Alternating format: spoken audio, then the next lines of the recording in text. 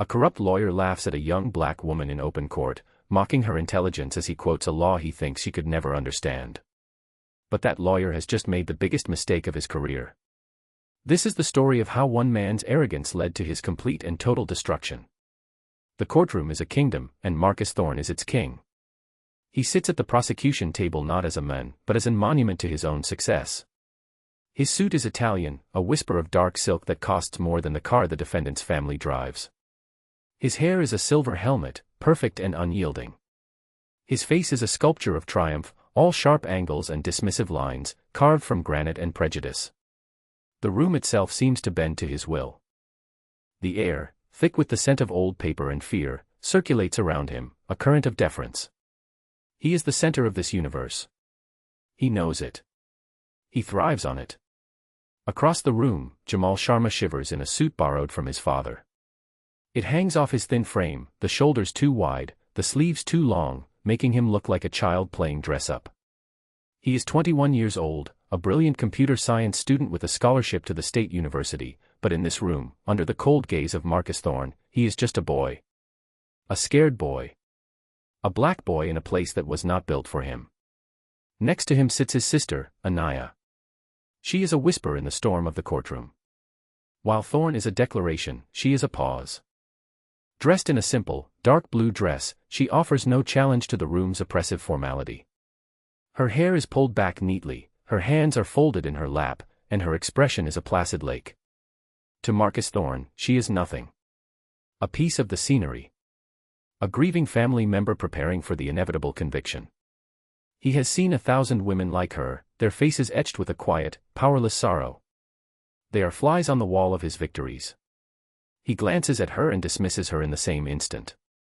A fatal error. He does not see the mind behind her eyes, a place of steel and fire, a library of legal precedent and legislative intent burning silently. He does not see the architect of justice, temporarily disguised as a victim. He sees only what his prejudice allows him to see, a young, unremarkable woman of color, out of her depth.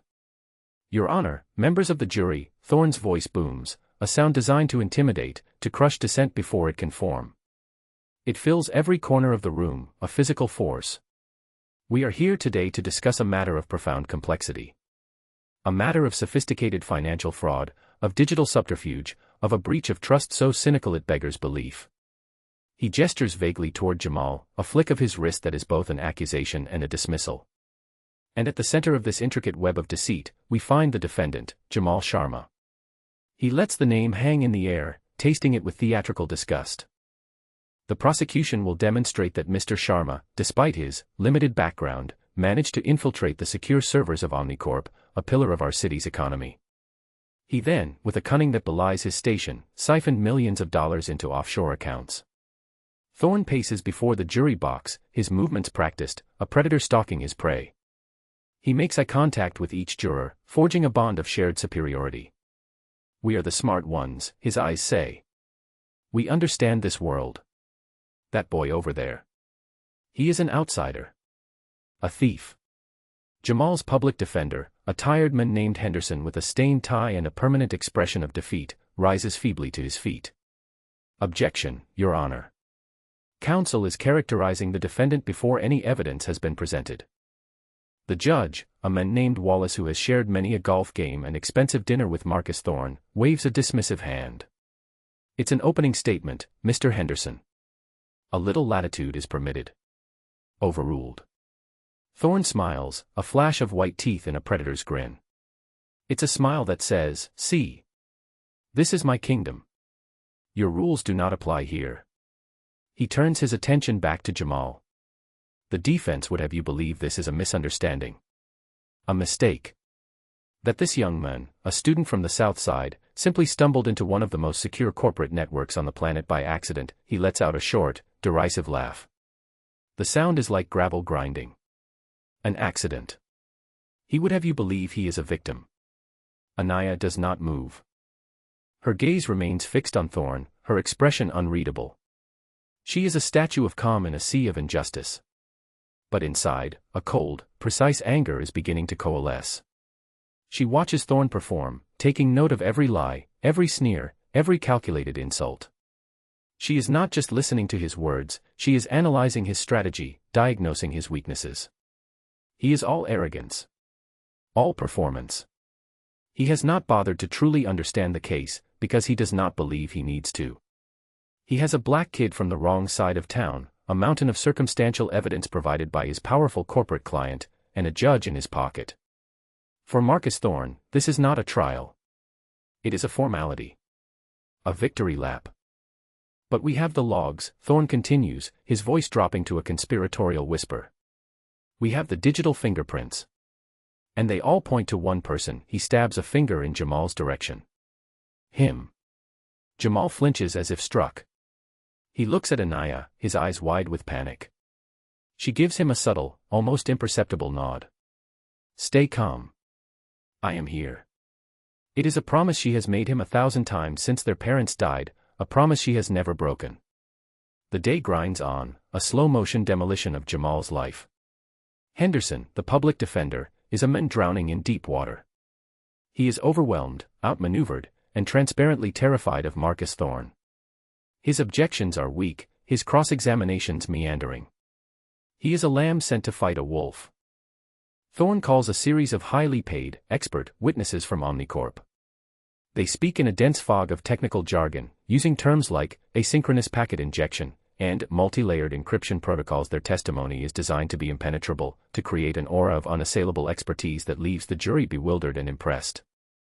They present complex charts and graphs, all pointing a digital finger squarely at Jamal's university IP address. So, Mr. Davison, Thorne says to his star witness, the head of Omnicorp's cybersecurity division. In your expert opinion, could anyone but the user of that specific terminal have executed this hack? Absolutely not, the man says, his voice dripping with certainty. The digital chain of custody is unbroken. The intrusion originated from that terminal, at that time. It's digital fact. Henderson rises.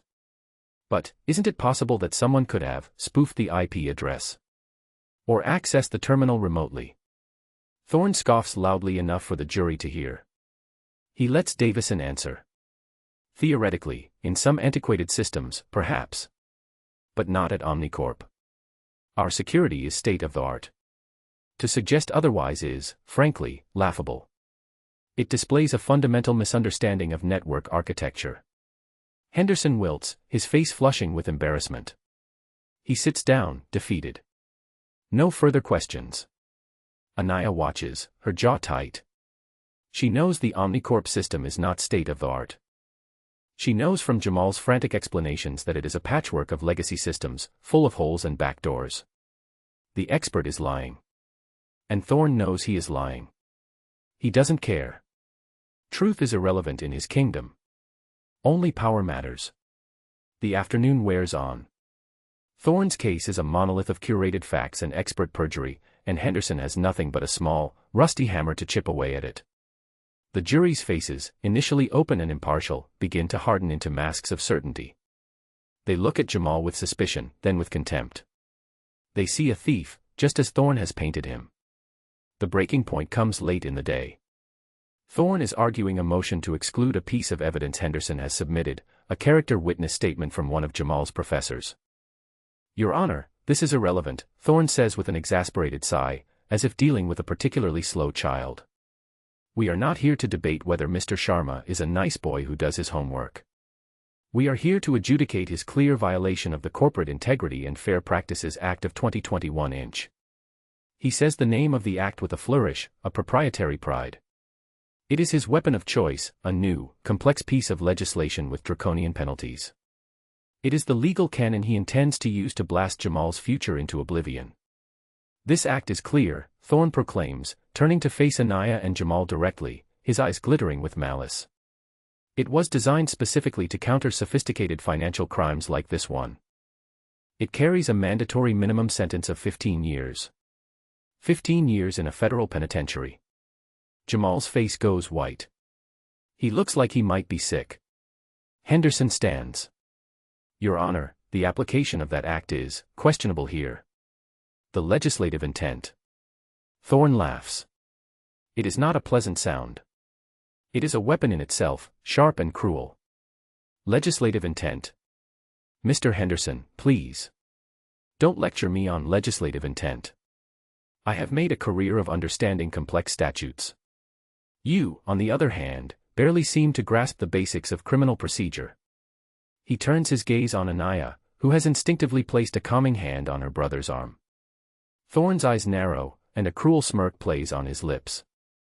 He sees her as the source of her brother's pathetic hope, a hope he is eager to extinguish. I'm sure his sister has been filling his head with all sorts of nonsense, Thorne says, his voice dripping with condescension, addressing the judge but looking directly at Anaya.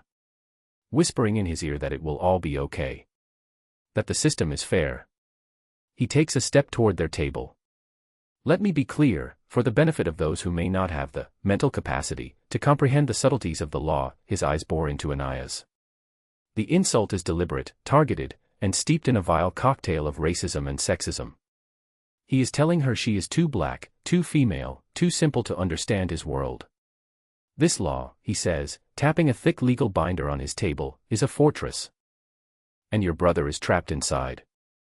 There is no escape. Do you understand me, little girl?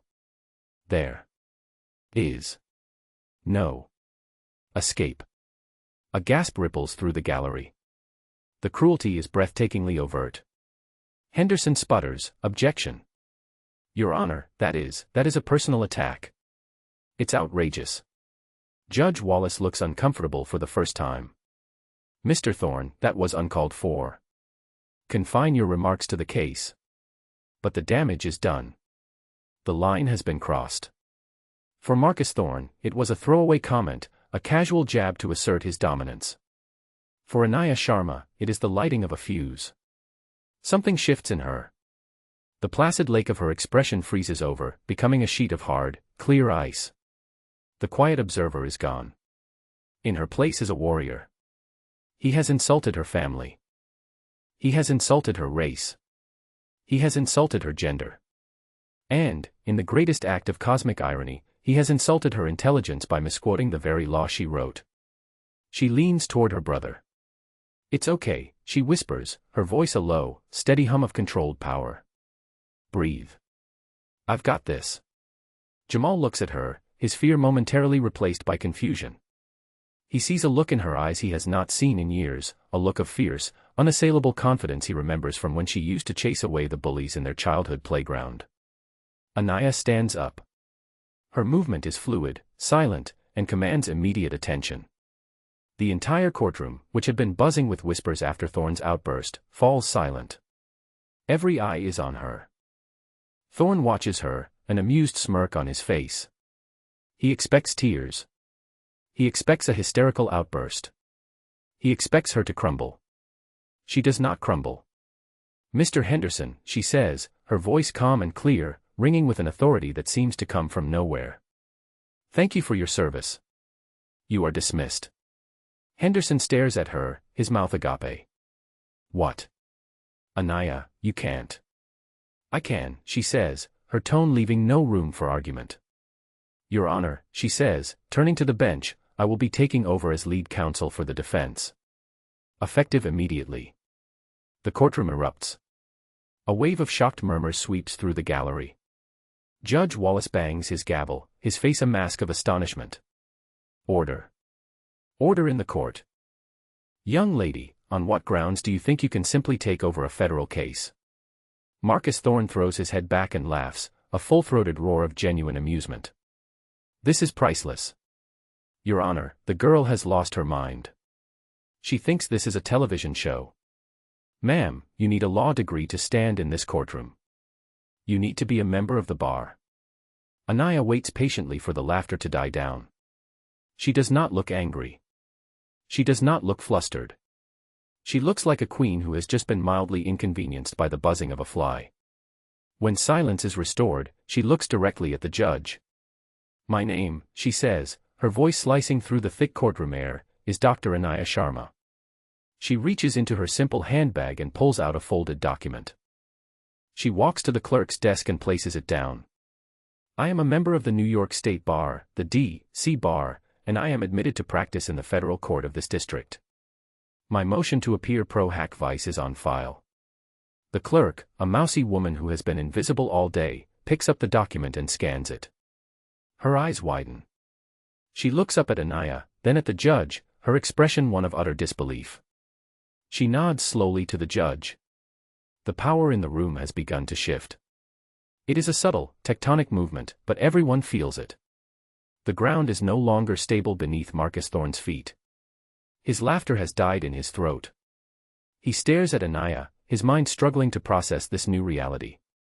"Doctor," the judge asks, his voice laced with confusion. "Doctor of what?"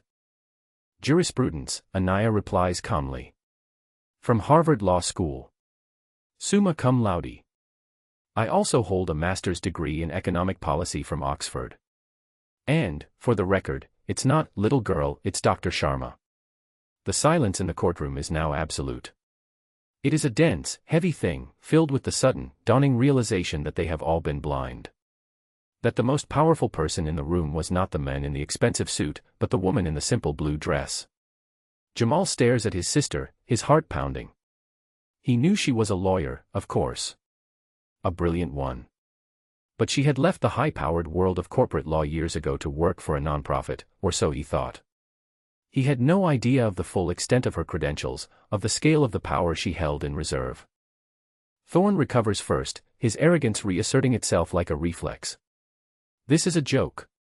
A desperate, last-minute stunt. It changes nothing. Your Honor, I demand we proceed. We will proceed, Anaya agrees, her voice as cool as steel. She turns away from the bench and walks to the defense table. She doesn't just stand behind it, she commands it. The space is hers now. But we will proceed from a place of fact, not fiction. She looks at Marcus Thorne, and for the first time, he sees what was hidden behind her calm exterior. He sees a brilliant legal mind, sharpened to a razor's edge. He sees an intellect that could dismantle his entire career before lunch. And for the first time in a decade, Marcus Thorne feels a flicker of fear. "Let's start," Dr. Anaya Sharma says, her voice ringing with newfound power, with the Corporate Integrity and Fair Practices Act of 2021. Mr. Thorne seems to believe he is an expert on this particular piece of legislation. Let's test that theory, shall we? The deconstruction begins. It is not a battle, it is a clinical dissection. Anaya moves with an efficiency and precision that is terrifying to behold. She is no longer just a lawyer, she is a scholar, a creator, come to correct the flawed interpretation of her own work. Your Honor, she begins, her voice even and methodical. Mr. Thorne has built his entire case on a foundation of sand. He has presented a narrative of technical complexity to obscure a simple truth: his client, Omnicorp, is lying. Thorne leaps to his feet. Objection. Counsel is maligning my client without a shred of proof. Proof is precisely what I intend to provide, Anaya says, not even glancing at him. But first, we must establish a proper legal framework. Mr. Thorne has repeatedly invoked the Corporate Integrity and Fair Practices Act, specifically its provisions regarding unauthorized network access. However, he seems to have conveniently overlooked Section 4, subsection E. She pauses, letting the silence hang in the air. She doesn't need to look at a book. The words are etched into her memory. Section 4, subsection E, establishes the safe harbor for ethical inquiry provision. It provides immunity from prosecution for individuals who access a corporate network for the express purpose of identifying and reporting a pre-existing criminal conspiracy. The key element here is intent, Your Honor. The very thing Mr. Thorne has urged us to ignore. Thorne's face is a thundercloud. That provision is for registered white-hat hackers and internal auditors. Not for some college kid in a dorm room. She is twisting the law. Am I?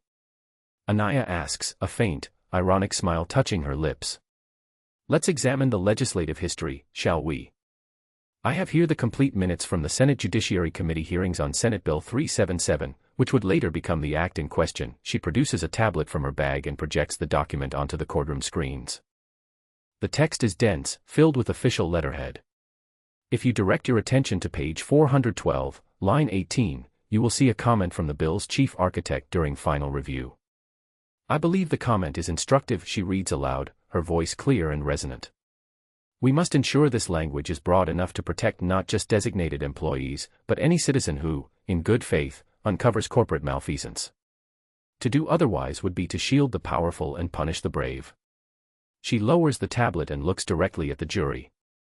The prosecution's entire case rests on the idea that Jamal's access was malicious. We will prove it was not only justified but heroic. The air crackles with tension. The jurors, who had been looking at Jamal with contempt just an hour before, are now leaning forward, their faces a mixture of confusion and intrigue. They are beginning to understand that the story they were told was a lie. This is absurd. Thorne sputters. She's citing her own opinion as law. I am citing the official, publicly available legislative record, Anaya corrects him gently. Something a truly diligent lawyer would have reviewed before bringing a case of this magnitude. But let's move on from theory to practice. She turns her attention to the Omnicorp cybersecurity expert, Mr. Davison, who is still sitting in the witness box, looking increasingly nervous. Mr. Davison, Anaya says, her tone polite but laced with an undercurrent of iron. You testified earlier that the Omnicorp network was state-of-the-art and that a remote intrusion or IP spoof was, and I quote, laughable. Is that correct? Yes, that is correct, Davison says, puffing out his chest, trying to recapture his earlier bravado. Interesting, Anaya muses. Because my client, Jamal Sharma, as part of a class project on network security vulnerabilities, ran a standard diagnostic on Omnicorp's public-facing servers 2 months before the alleged hack, she gestures to Jamal, who hands her a USB drive. He found, and documented, no fewer than 17 critical backdoors, a legacy server from 2008 still running an unpatched version of Windows Server, and an administrator password that was, and I can't believe I'm saying this in federal court, password 123. A wave of snickers runs through the courtroom. Davison's face turns a shade of crimson. He reported these vulnerabilities, as per your company's own bug bounty program, in a detailed email to your department, Anaya continues, her voice rising with righteous anger. An email to which he received no response. This is that email. She projects the email onto the screen. The date stamp is clear. The detailed report of security flaws is undeniable. So, Mr. Davison, which is it? Anaya asks, her voice dropping to a dangerous whisper. Are you incompetent, or are you lying to this court under oath? Davison splutters, unable to form a coherent sentence. We get a lot of emails. I don't recall this specific. You don't recall? Anaya presses. You don't recall being warned that your multi-billion-dollar company's financial data was being secured by password 123.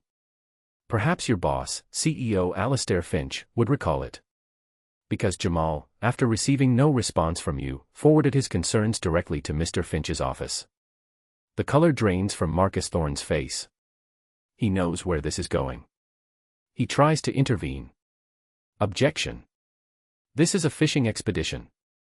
What does any of this have to do with the millions of dollars that were stolen? It has everything to do with it, Mr. Thorne, Anaya says, turning to face him. Because the money wasn't stolen by my brother. It was stolen by your client, Alastair Finch. And he used the very security holes my brother warned him about to do it. The accusation hangs in the air, a stunning grenade that leaves the courtroom momentarily deaf. That is an outrageous, slanderous accusation. Thorne bellows, his composure finally shattering. He is no longer the king in his castle. He is a man watching the walls crumble around him. Is it? Anaya says. Let's look at the evidence you so conveniently failed to find. You presented server logs showing the hack originating from Jamal's IP address. But you only showed the logs from the primary server. You didn't show the logs from the legacy server, did you? The one running the 2008 software. She clicks a button, and a new document appears on the screen. It is a column of code, a raw data log. These are the logs from that server, subpoenaed this morning from Omnicorp's hosting provider, who, unlike your client, are legally obligated not to tamper with evidence. They show a secondary intrusion, minutes before the one you attribute to my brother. An intrusion that used an internal administrative key, a key that only a handful of senior executives, including Alastair Finch, possess. She highlights a line of code. This command creates a virtual mirror of Jamal's terminal, effectively allowing the user to operate from his IP address, to watch his every move, and to piggyback on his access. Your client didn't just frame my brother, Mr. Thorne. He used him as a digital puppet. Thorn is speechless. He looks at his junior partners, who are frantically whispering to each other, their faces pale with panic. They are trying to distance themselves, to find an escape route from the sinking ship. They offer him no help. His kingdom has turned on him. But why? Anaya continues, relentlessly driving her point home. Why would a wealthy CEO steal from his own company? Because Omnicorp was on the verge of collapse. A fact Mr. Finch concealed from his shareholders for months. The stolen money wasn't siphoned to an offshore account. It was transferred to a shell corporation, which was then used to purchase expiring Omnicorp debt, artificially inflating the company's value just long enough for Finch and his executive board to sell off their stock options before the inevitable bankruptcy. She presents financial records, SEC filings, and emails obtained through another emergency subpoena. Each document is a nail in Alastair Finch's coffin. Each piece of evidence is a brick removed from the foundation of Marcus Thorne's career. He is no longer a monument. He is a ruin. Alastair Finch committed fraud on a massive scale, Anaya declares, her voice ringing with the clarity of absolute truth. And when he realized my brother, a brilliant and ethical young man, had discovered the security flaws that made his crime possible, he saw an opportunity. He saw a scapegoat. He saw a young black man from the South Side, and he assumed no one would believe him. He assumed no one would fight for him.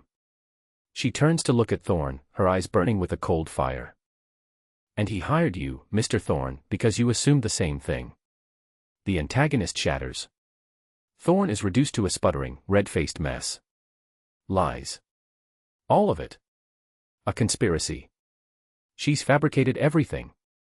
He is shouting now, his voice raw with desperation. He points a trembling finger at Anaya. She can't prove any of this. Where is the final nail? The smoking gun. Anaya's expression is calm, almost pitying. It's funny you should ask for a smoking gun, Mr. Thorne. Because your client was so arrogant, so convinced of his own untouchability, that he provided one himself. She looks to the main doors at the back of the courtroom. The defense calls a surprise witness. Special Agent Marcus Vance of the Federal Bureau of Investigation. The heavy oak doors swing open. Two men in dark suits enter. One is tall, grim-faced, clearly an agent. The other is Alastair Finch, his face ashen, his hands cuffed behind his back. The courtroom explodes into chaos. The judge bangs his gavel uselessly. Reporters in the gallery scramble for their phones. What is the meaning of this? The judge demands, his voice trembling. The FBI agent walks to the witness stand. Alastair Finch was taken into custody 1 hour ago, Your Honor. He was arrested while attempting to board a private jet to a non-extradition country. And he has already given a full confession. Thorne stumbles backward, collapsing into his chair. It is over. Completely and utterly over. His case, his career, his reputation, all incinerated in the space of an afternoon. But Anaya is not finished. There is one final piece of justice to be delivered. Your Honor, she says, her voice cutting through the din. Mr. Finch's confession is extensive. He details not only his own crimes but the crimes of his legal counsel, who actively helped him fabricate evidence, tamper with server logs, and suborn perjury from the expert witness, Mr. Davison. She looks directly at Marcus Thorne, whose face has gone from red with rage to a ghostly white of pure terror. Mr. Thorne was not just an arrogant lawyer with a prejudiced worldview, Anaya says, her voice filled with a righteous, damning fury. He was a co-conspirator. An active participant in the frame-up of an innocent man. The second FBI agent, who had been standing by the door, begins to walk slowly, deliberately, toward the prosecution's table. Each footstep echoes in the stunned silence of the courtroom. Thorne looks up, his eyes wide with disbelief. No, he whispers. No, you can't. The agent reaches the table and places a hand on Thorne's shoulder. Marcus Thorne, you are under arrest for conspiracy to obstruct justice and witness tampering. You have the right to remain silent. The public humiliation is absolute. The king is dethroned in his own kingdom. The monument is torn down. As the agent pulls him to his feet and clamps handcuffs on his wrists, Thorne's facade of power and control evaporates, revealing the pathetic, frightened man beneath. His expensive suit suddenly looks cheap and ill-fitting. He looks small. He looks at Anaya one last time, his face a mask of pleading, desperate confusion. How could this have happened? How could she have done this? Anaya meets his gaze, her expression unyielding. She gives him the final word, the epitaph for his career. "You asked me if I understood that there was no escape," she says, her voice quiet but carrying to every corner of the room. "I did. I just needed the world to see you were the one who was trapped, not my brother. I needed everyone to see what you become when you believe your opponent is beneath you." She turns away from him, her duty done, and walks back to her brother. She puts her arms around him, and for the first time that day, Jamal Sharma cries. They are not tears of fear, but of relief. Of vindication. Of a profound love for the sister who just saved his life. The fallout is swift, brutal, and deeply satisfying. It is a cleansing fire that sweeps through the corrupt corners of the city's legal and corporate worlds. Marcus Thorne's ruin is total. Denied bail as a flight risk, he is forced to watch his life's work disintegrate from a jail cell. His law firm, Thorne and Associates, collapses within a week. Faced with a mountain of irrefutable evidence in the full, unblinking attention of the U.S. Attorney's Office, his partners turn on him, feeding prosecutors every scrap of incriminating information they can find in a desperate attempt to save themselves. It doesn't work. The firm is dissolved, its assets frozen.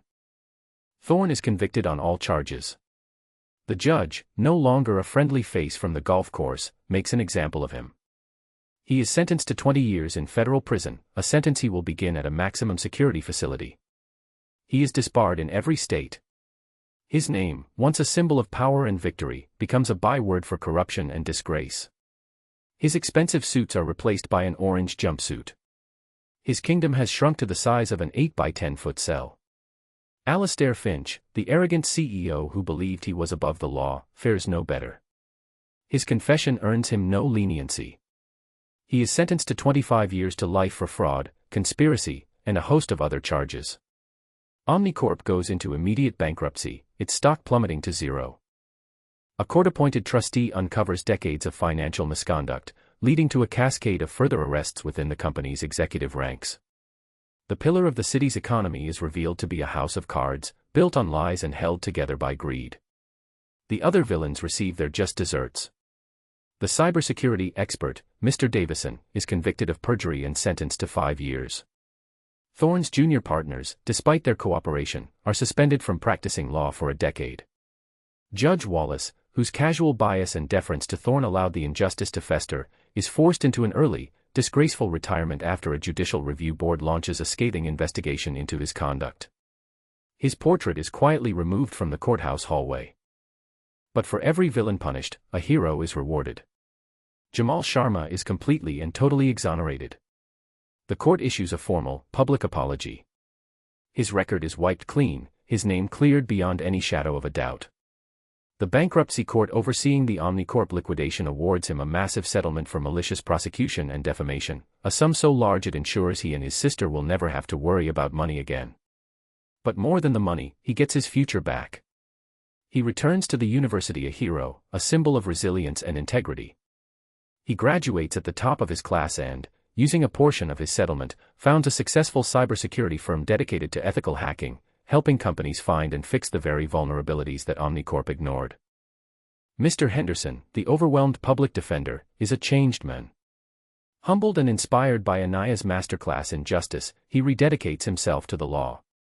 In a surprising turn, Anaya offers him a job. She uses the bulk of her settlement money to establish the Sharma Foundation for Justice, a non-profit, pro bono law firm with a single mission, to defend the defenseless against corrupt corporations and an unjust legal system. She hires Henderson as her first junior associate, not because he is a great lawyer, but because he is a good man who now understands the stakes. Under her mentorship, he begins to flourish, finally becoming the lawyer he always wanted to be. Anaya herself becomes a legend. Her takedown of Marcus Thorne is front-page news for weeks. Offers flood in from the most prestigious law firms in the country, from the Department of Justice, from political parties begging her to run for office. She turns them all down. She has found her calling not in the halls of power, but in the trenches, fighting for people like her brother. The Sharma Foundation becomes a powerhouse for good, overturning dozens of wrongful convictions and forcing systemic change in the city's justice system. Her work forces a re-examination of the very law she wrote. The safe harbor provision she cited is strengthened, and new protections are put in place for whistleblowers. Her actions do not just save her brother, they create a fairer world for countless others. 2 years later. The scene is not a cold, oppressive courtroom, but a bright, airy lecture hall at her alma mater, Harvard Law. The room is packed, students sitting in the aisles, hanging on her every word. Dr. Anaya Sharma stands at the podium, not in a simple dress, but in the sharp, elegant attire of a respected professor. She is giving a guest lecture on ethics in corporate law. The greatest weakness of any system, she says, her voice calm and confident, resonating with the hard-won wisdom of experience, is the arrogance of those who run it. They come to believe that the rules they manipulate for others do not apply to them. They see people not as human beings, but as obstacles, as pawns, as lesser beings whose lives are inconsequential. Her eyes scan the room, filled with the brightest legal minds of the next generation. Your job, she continues, is not just to know the law. It is to see the people behind the cases. It is to fight for the truth, especially when it is inconvenient. And you must never, ever underestimate your opponent. Because sometimes, the person you dismiss as powerless is the one who holds all the cards. In the front row, a young man watches her with a look of immense pride. It is Jamal. He is no longer the scared boy in the oversized suit. He is a confident, successful man, the CEO of his own thriving company. He is the living proof of her words. The story of Marcus Thorne and Anaya Sharma becomes a cautionary tale whispered in the halls of every law firm in the country.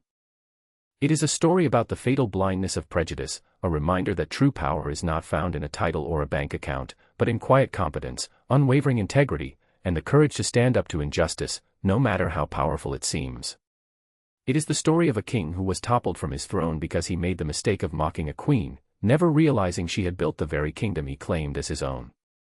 And in doing so, he learned the hardest lesson of all: justice, when wielded by a brilliant mind and a righteous heart, is the one force against which there is no defense.